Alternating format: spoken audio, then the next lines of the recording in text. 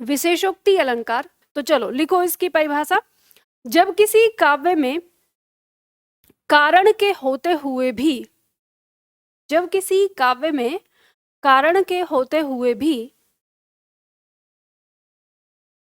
कार्य का नहीं होना पाया जाए, जब किसी काव्य में कारण के होते हुए भी कार्य का नहीं होना पाया जाए, वहां विशेषोक्ति अलंकार होता है। अब देखो पंक्ति यहाँ पे क्या कह रही है। उदाहरण दिया हुआ है कि नेह न नैनन को कछु उपजी बड़ी बलाए, नीर भरे नित प्रति रहे तऊ ने प्यास बुझाए। अब ये पंक्ति कह रही है कि नेह न नैनन को कछु, नेह का मतलब है एक तरह से प्रेम होना किसी के प्रति, ठीक है।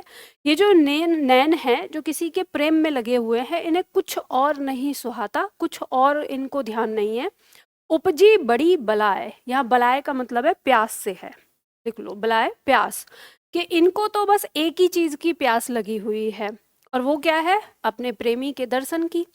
फिर आगे कह रही है कि नीर भरे नित प्रति रहे, और नीर माने पानी, आंखें जो हैं वो पानी से भरी हैं, यानी आंसुओं से भरी हुई हैं।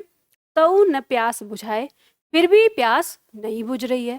तो जब हमें प्यास लगती है तो किसकी जरूरत होती है, पानी की, लेकिन आंखों के पास तो हर समय पानी है, लेकिन फिर भी प्यास नहीं बुझ रही है।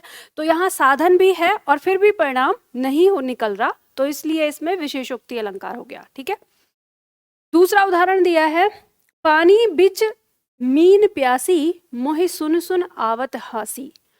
कवि कह रहा है कि पानी के बीच में मीन यानी मछली प्यासी है, और इस बात को सुनकर मुझे बहुत ही हंसी आ रही है कि जहाँ पे साधन है फिर भी वहां पे परिणाम नहीं निकल रहा। तो दोनों पंक्तियों में ही विशेषोक्ति अलंकार हमारा हो जाएगा।